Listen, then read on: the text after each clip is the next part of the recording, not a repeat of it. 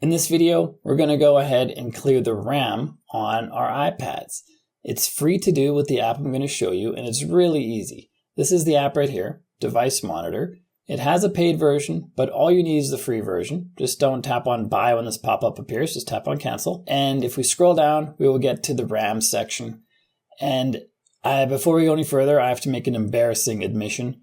I recorded this video already, just now, and I forgot to press the record button. So I already cleared the RAM. That's why it's a little lower than before. You're never going to get this down to 0 because your system requires RAM to run. But it was at only 500 megabytes free. Now it's at 1.4 gigabytes. I'll show you the same process of how to do it. It's just the effect isn't going to be as amazing because I just did this like 1 minute ago. And I also just want to explain really quickly what RAM is so you understand it a little better. If you already know what it is, just skip forward using the timestamps to a later part in the video. RAM is random access memory. This is memory required by apps on your device to run. It's required by the operating system to run. It's required by all these open apps over here to run.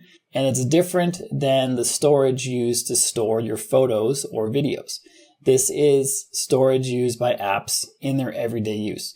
So for example, if you are using iMovie and you're editing a video, all that video data is going to have to be in the RAM because the video editor needs to have access to that data to manipulate it. And then when you save that video, it's going to exit your RAM and it's going to go into your long-term storage like your photos and videos. And sometimes this RAM gets pretty full and it needs to be cleared. And so that's what this video is about. To get this app, you hop in the App Store and search for Device Monitor. And this is the one I use right here, Device Monitor Squared. You can use a different one. They all function approximately the same way, but I found that this one has everything I need in the free version, and it's super easy to use. So just tap on Get, install it. You'll have it on your device, and then you can open it, scroll down to get to the RAM section, and then tap on Detailed Chart. Right now, we have under 1 gigabyte, or hovering right around 1 gigabyte. And that's a big drop from what we had before. That's because we opened the App Store. That's how fast this can be drained. So let's tap on Detailed Chart. Remembering we have 1 gigabyte free. Here we have the option to clean RAM memory and deep clean RAM memory.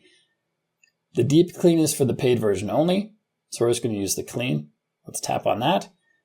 And now we are freeing up our memory. We've freed up 378 megabytes. So now we're back to 1.36, which is pretty sweet. And if you want to free up even more, this step is a little manual. Swipe up from the bottom of the screen so you can see all the open apps and just flick them off to close them because all these apps running in the background require RAM. This is random access memory in action to have all of these things open. So as you're closing those, you'll notice your RAM reduces. What I recommend is you close them all, then come back in here, run the deep clean again, just to make sure they're all closed and all the RAM is cleared of them. We just freed up another 320 right there.